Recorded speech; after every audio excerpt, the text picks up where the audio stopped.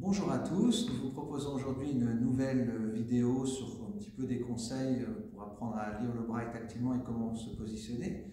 Je suis Eric Aubin, un des professeurs de braille de l'INJA Louis Braille. Premier conseil pour lire en braille, ce qui est important, c'est d'abord de bien se positionner sur un espace dégagé. La feuille doit être à plat, évitons de lire sur un support un peu lourd comme un classeur. Donc vraiment un espace dégagé.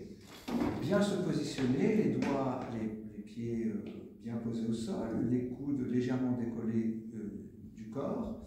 Et ce qui va être important, c'est la gestuelle. C'est une des difficultés quand on apprend le braille tactilement. Le code, bien sûr, reste le même, mais c'est ce geste qu'il va falloir acquérir.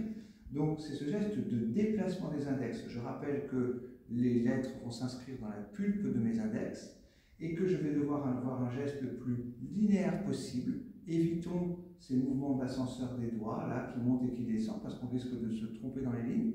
Et donc mes deux doigts vont se suivre.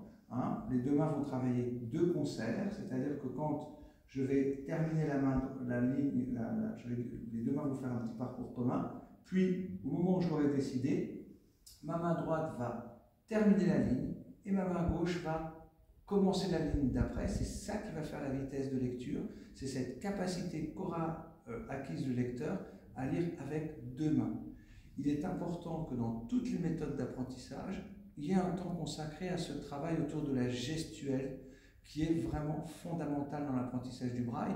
Bien lire en braille, c'est aussi acquérir un bon geste de lecture, un glisser des index qui soit le plus linéaire possible, un mouvement qui soit le plus fluide possible, avec cette coordination.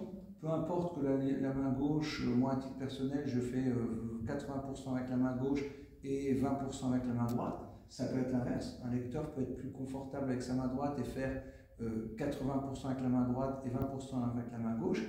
Mais ce qui est important, c'est que les deux mains apprennent à collaborer, que les deux mains soient capables de travailler ensemble. Et ça, en tant qu'enseignant, c'est vraiment quelque chose sur lequel il faut veiller. Donc il faut travailler sur la position des doigts, sur la position des autres doigts de la main. Il ne faut pas que les doigts soient comme ceci ou comme cela, mais sur vraiment la position des doigts et que les deux mains apprennent à collaborer.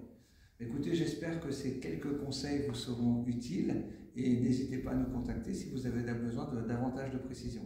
Bonne journée à tous, au revoir et à bientôt.